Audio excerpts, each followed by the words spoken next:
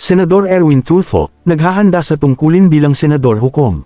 Sa isang panayam, inilahad ng bagong halal na Senador Erwin Tulfo ang kanyang mga paghahanda para sa isang posibleng impeachment trial kung saan siya ay uupo bilang isa sa mga senador hukom. Ibinahagi niya ang kanyang mga saloobin sa bigat ng responsibilidad na ito at ang kanyang pananaw na ang proseso ay maaaring umabot pa hanggang sa susunod na ika-20 Kongreso.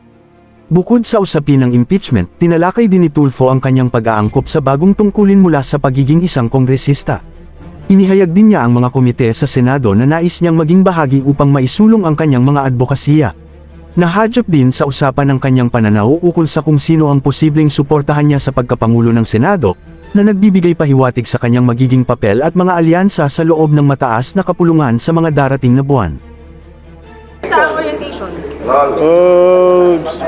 Exciting, and then at the same time learn a lot of things. Though pareho silang involved sa legislation, pero magkaiba kasi mas maliit ang Senate kumpara sa Congress, pero I learned a lot of things during the briefing, pati yung legislation and conduct at binigay sa amin kanina. So how are you preparing for the impeachment trial? Oh, well, I've been reviewing yung mga committee hearings ng Senate during the past few days. Binabalikan ko sa YouTube, pati yung sa website mismo ng Senate, tinitignan ko yung mga discussions.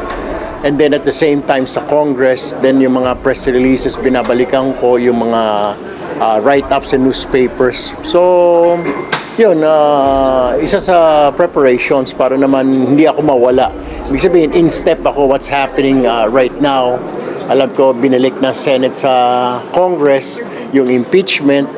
So, and what I heard, may babalik din ng Congress kaagad dito sa Senate. Pero, I don't know, may rule tayo na 1-year rule. I don't know how they will do that. What can we expect from you, sir, as a new senator judge? This is your first time po to be a senator judge in the impeachment. Ano po expect ng tao sa inyo? Well, I'm trained as a journalist, di ba? We're on evidence-based when we do our stories, di ba? Statements on both sides. Hindi po pwedeng isa lang may nagrereklamo tapos kailangan kunin mo rin yung nirereklamo. So basically the same as a journalist and then as a senator judge, I have to look at the pieces of evidence submitted by the prosecution and then yung mga statements nila. And then I have to wait also for the evidence, pieces of evidence submitted by the defense. And then yung statements nila. And then we have to hear out and then we have to review yung mga evidence na file. Hindi yun dahil sabi lang nito, sabi niyan gano'n. Pakinggan mo pareho and then you have to weigh. Senator, kasi may debate pa kung pwedeng tumuwid sa 20th Congress o hindi. Kayo ba may firm stand na dapat itong tumuwid? Well, we will just wait. I mean, I'm part of the 20th Congress. Depende na yun sa Congress, di ba? Kung how they will do that, itatawid kaagad nila ngayon sa 20th Congress, then we'll just have to wait. Since I'm... stand nyo, sir, kasi it might be put to a vote daw. Vote sa Senate? Kung magta-trial kayo o hindi, o depende sa pananaw ng 20th Congress kung pwede o hindi. Well, it depends kung anong sasabihin ng mga kasama na majority ng grupo sa 20th Congress and Senate. Kung pagbobotohan nila or what. Diba? Did you say you are prepared for the impeachment already? Yeah, I'm preparing. Kasi part yun ng constitutional duty ng isang senator. So, whether we like it or not, kung ako tatanungin mo, it will take so much time instead of focusing legislation. And I'm sure people, may ibang grupo na ayaw nila. Pero nandyan na yan So, I guess we have to do our job.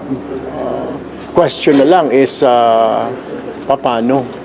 What will be the outcome? So, depende pa rin doon sa mga evidence na will be submitted by the prosecution and then yung mga counter affidavits ng defense. So, depende pa rin. So kayo, sir, gusto nyong matuloy sa 20th? You are of the belief na dapat ituloy nga siya sa 20th? Sa akin lang naman, tinitignan ko yung mga tao, binabasa ko hati eh. May mga nagsasabi na, bakit pa itutuloy yan? Sayang yung oras. May mga nagsasabi na, no, let's hear it. We want to hear. Ano ba talaga? Meron ba? Sa akin naman, no, eh, kung ako tatanungin personally, why not? Diba? Why not? Then, kung it's the VP is not guilty, then so be it. Then let's dismiss the case, di ba? Bakit natin pipilitin kung hindi siya guilty, di ba? Meron siya mga evidence, statements na will say so na she's innocent, di ba? She's not guilty.